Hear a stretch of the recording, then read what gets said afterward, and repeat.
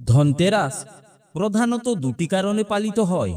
প্রথমত, এটি হিন্দু ঐতিহ্য অনুসারে দেবগণের চিকিৎসক ও বিষ্ণুর অবতার ধন্বন্তরী সমুদ্র মন্থনের সময় অমৃত কলসাতে আবির্ভূত হয়েছিলেন। দ্বিতীয়ত, এটি সম্পদ ও সমৃদ্ধির দেবী লক্ষ্মীর পুজো করার দিন। তিনি এই দিনেই প্রথম আবির্ভূত হয়েছিলেন বলে বিশ্বাস করা হয়। এই দিনে নতুন জিনিস, বিশেষ করে সোনা রূপা এবং গৃহস্থলীর সামগ্রী কেনা শুভ বলে মনে করা হয়। হিন্দু পুরাণ অনুসারে যখন দেবতারা এবং অসুররা অমৃতের সন্ধানে সমুদ্র মন্থন করেছিলেন, সেই সময় কার্তিক মাসের কৃষ্ণপক্ষের ত্রয়োদশী তিথিতে ভগবান ধন্বন্তরী আবির্ভূত হন।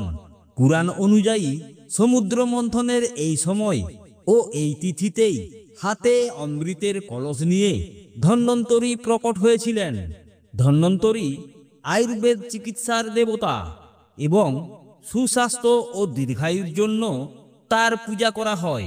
ধনতেরাসকে ধনত্রয়োদশী বা ধন্বন্তরী ত্রয়োদশীও বলা হয়, কারণ এই দিনটি ধন অর্থাৎ সম্পদ এবং তেরাস অর্থাৎ 13তম দিন থেকে এসেছে।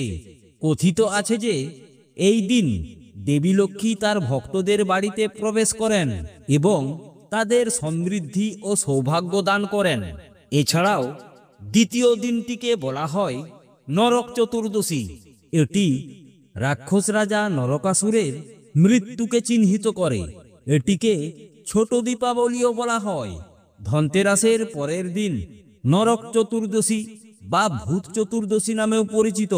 এই দিন বাড়িতে বিভিন্ন স্থানে মোট 14টি প্রদীপ জ্বালিয়ে রাখতে হয়। সেই সঙ্গে 14 রকমের শাক খাওয়ার প্রচলনও রয়েছে। আবার অলক্ষ্মী বিদায়ের প্রথাও রয়েছে কোথাও কোথাও। এরপর দীপাবলির রাতে প্রদীপ জ্বালিয়ে আরাধনা করা হয় শুভ শক্তির জন্য। একটি আকর্ষণীয় প্রবাদ অনুসারে বিশ্বাস করা হয় যে যারা এই দিনে স্নান করে না তারা নরকে যায়।